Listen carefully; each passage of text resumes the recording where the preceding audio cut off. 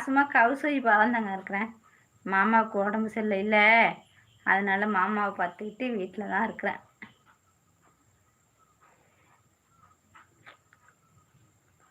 ஆமாம், super Bussy தான்.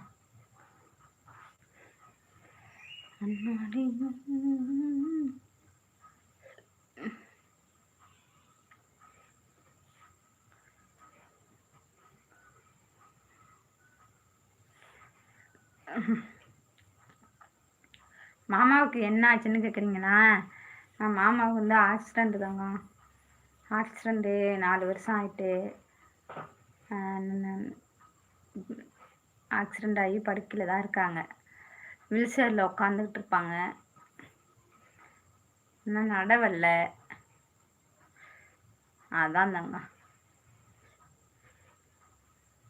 அதனால் எனக்கு எல்லாருமே நீங்கள் சப்போர்ட் பண்ணுங்கள், எனக்கு ஆதரவு கொடுங்க. எல்லாருமே ஆதரவு கொடுத்து என்னை வந்து உங்களுடைய